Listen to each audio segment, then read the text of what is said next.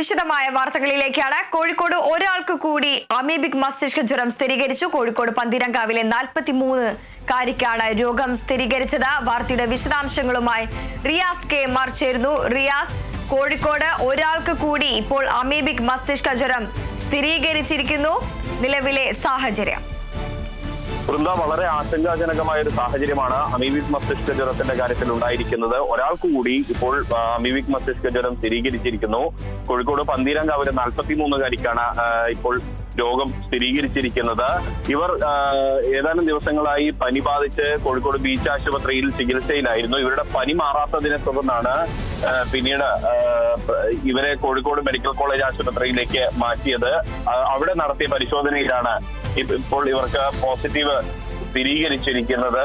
ഇതോടുകൂടി കോഴിക്കോട് മെഡിക്കൽ കോളേജിൽ മാത്രം ചികിത്സയിലുള്ളവരുടെ എണ്ണം ഇപ്പോൾ പ്രധാനമായും ചികിത്സയിലുള്ളവരുടെ എണ്ണം 9 മാറിയിട്ടുണ്ട്. അതായത് 3 മാസം പ്രായമുള്ള കുഞ്ഞും ഇപ്പോൾ രോഗം സ്ഥിരീകരിച്ച പന്തീരങ്കാവിലെ 43-കാരിയും ഉൾപ്പെടെ 4 കോഴിക്കോട് സ്വദേശികൾ, ഒപ്പം തന്നെ മറ്റുള്ള ആളുകൾ എന്ന് പറയുന്നത് 3 മലപ്പുറം സ്വദേശികളായിട്ടുള്ള ആളുകൾ, 2 വയനാട് സ്വദേശികൾ, അങ്ങനെ 9 പേരാണ് ഇപ്പോൾ കോഴിക്കോട് മെഡിക്കൽ കോളേജ് ആശുപത്രിയിൽ മാത്രമായി ചികിത്സയിൽ കഴിയുന്നത്.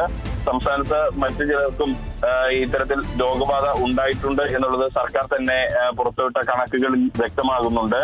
അമീബിക് മസ്തിഷ്ക ജ്വരം വ്യാപിക്കുന്നതിന്റെ ഭാഗമായി കിണറുകളിലും മറ്റും നാളെയും മറ്റന്നാളുമായി സംസ്ഥാന വ്യാപകമായി ക്ലോറിനേഷൻ പ്രവൃത്തികൾ നടത്താൻ ഇരിക്കുകയാണ്.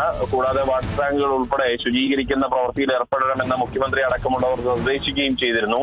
ആ പശ്ചാത്തലത്തിൽ കൂടിയാണ് ഇപ്പോൾ ഒരാൾക്ക് കൂടി അമീബിക് മസ്തിഷ്ക ജ്വരം സ്ഥിരീകരിച്ചിട്ടുള്ളത്. വലിയൊരു ആശങ്കയാണ് ഈ അമീബിക് മസ്തിഷ്ക ജ്വരം ഉണ്ടാക്കുന്നത്. രോഗബാധ ഉണ്ടായിക്കഴിഞ്ഞാൽ ഏകദേശം 85 മുതൽ 90% പേരും 90% വരെ മരണസാധ്യതയുള്ള ഒരു രോഗമാണ്. രക്ഷപ്പെട്ടവർ വളരെ കുറവാണ്. അതുകൊണ്ട് തന്നെ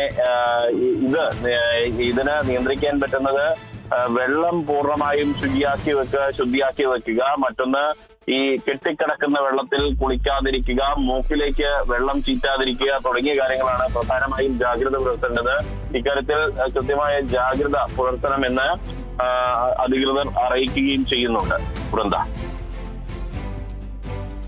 റിയസ്, നിലവിൽ എത്ര പേരാണ് സംസ്ഥാനത്താകെ ഇത്തരത്തിൽ അമീബിക് മസ്തിഷ്ക ജ്വരം സ്ഥിരീകരിച്ച് ചികിത്സയിൽ തുടരുന്നത്? കോഴിക്കോട് മെഡിക്കൽ കോളേജിലാണ് ഇവരെ പ്രവേശിപ്പിച്ചിട്ടുള്ളത്. ഇവരുടെ എല്ലാം ആരോഗ്യനില എങ്ങനെയാണ് നിലവിൽ? കോഴിക്കോട് മെഡിക്കൽ കോളേജിലെ കണക്കുകൾ മാത്രമാണ് നമുക്ക് ഔദ്യോഗികമായിട്ട് ലഭ്യമായിട്ടുള്ളത്. സംസ്ഥാന സർക്കാരാണ് സംസ്ഥാനത്തെ മറ്റ് ജില്ലകളിലെ കണക്കുകൾ കൃത്യമായി ആരോഗ്യ വകുപ്പാണ് പുറത്തുവിടേണ്ടത്. കോഴിക്കോട് മെഡിക്കൽ കോളേജിൽ മാത്രം ഇപ്പോൾ ചികിത്സയിലുള്ള എണ്ണം 9 ആയിട്ടുണ്ട്. ആ ആളുകളുടെ എണ്ണമാണ് ഞാൻ നേരത്തെ സൂചിപ്പിച്ചതുപോലെ. അതിൽ 3 മാസം പ്രായമുള്ള കുഞ്ഞുണ്ട്, 57 വയസ്സുള്ള ആളുണ്ട്, ഒപ്പം ഇപ്പോഴത്തെ ഈ 43-കാരി അടക്കമുള്ള ആളുകളുണ്ട്, 11 വയസ്സ് പ്രായമുള്ള കുഞ്ഞുണ്ട്, ഒപ്പം തന്നെ 7 വയസ്സുള്ള ഒരു ആൺകുട്ടിയുണ്ട്. അങ്ങനെയൊക്കെയുള്ള ആളുകളുണ്ട്. സ്വാഭാവികമായും ഇവരുടെ എല്ലാം ആരോഗ്യം സദാ നിരീക്ഷിച്ചു വരികയാണ്. കുഞ്ഞിന്റെ ഒരു ഗുരുതരാവസ്ഥ ഉണ്ടെങ്കിൽ കൂടിയും വെന്റിലേറ്ററിൽ ആ കുഞ്ഞിന്റെ പരിചരണം കൃത്യമായി തുടരുന്നുമുണ്ട്. തീവ്ര പരിചരണമാണ് കോഴിക്കോട് മെഡിക്കൽ കോളേജ് ആശുപത്രിയിൽ ഡോക്ടർമാർ ഇങ്ങനെ അമീബിക് മസ്തിഷ്ക ജ്വരം ബാധിച്ചവർക്ക് നൽകുന്നത്. കൃത്യമായ നല്ല രീതിയിലുള്ള പരിചരണം നൽകി വരുന്നുമുണ്ട്. ശരി റിയാസ്.